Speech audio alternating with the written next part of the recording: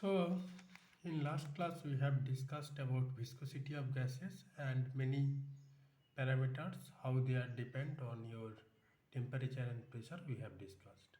Now we will going to discuss the calculation of sigma, that is the collision diameter, and your neta, which is your viscosity coefficient, how they are related and how can we calculate this.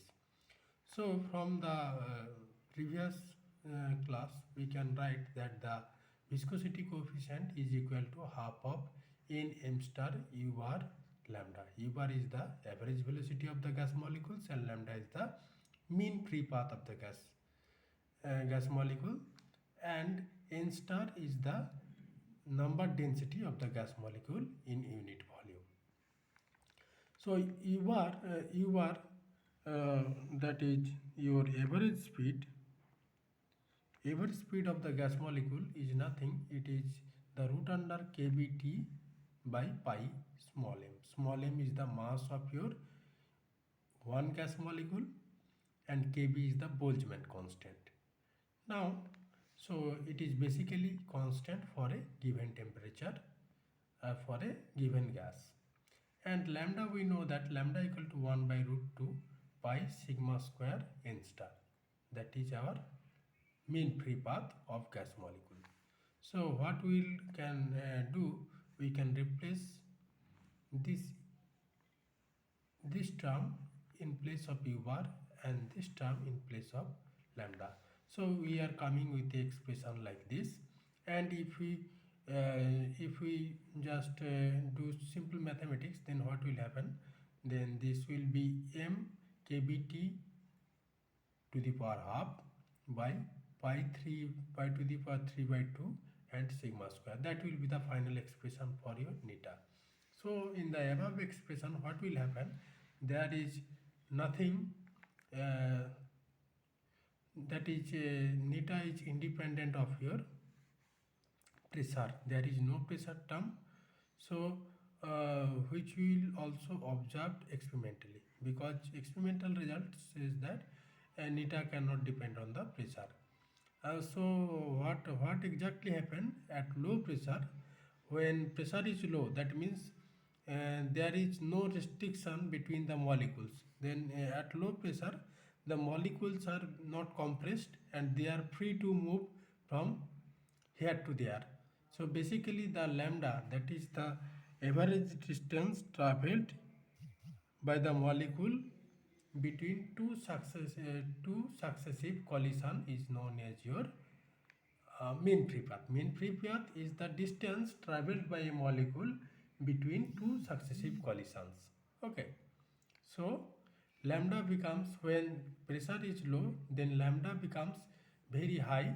Exactly, it is somehow equal to the size of the container, and basically the molecules are easily colliding with the wall of the container, rather they are colliding with each other. Okay.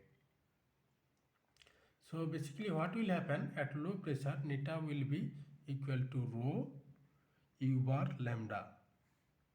This relationship, which we have noticed in the earlier class, will not work. So that is the case.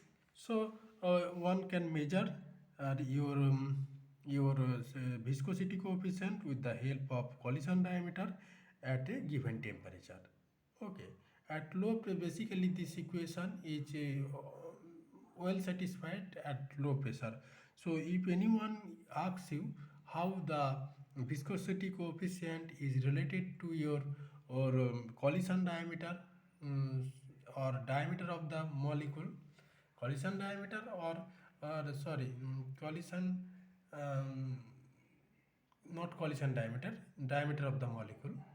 So this diameter of the molecule is inverse square related neta, that is viscosity coefficient, is proportional to the 1 by sigma square at a given temperature for a given gas molecule. So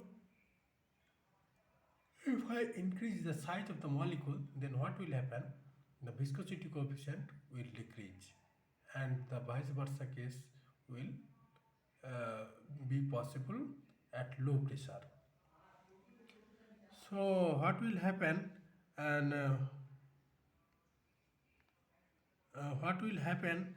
And to the viscosity coefficient, to the temperature, we have noticed that the viscosity coefficient it changes with the square root of your temperature. That is the thing. So that is all about your or calculation of viscosity coefficient from your diameter of the gas molecule. So that is basically very simple thing. So you can go through this, and this is basically applicable at low pressure, where the gas molecules have highest freedom to move from one place to another place. And basically at low pressure there will be no collision between the or less number of collision between the gas molecules. Most of the collisions are with the wall of the container. So the lambda, which is the mean free path of the gas molecule, basically mean free path, what it means? It means the average distance traveled by a gas molecule between two successive collisions. Okay, so that will be the thing. And in next class we are going to discuss about your or equipartition of energy, degree of freedom, and distribution of energy in different kind of energy terms. So we will see that one.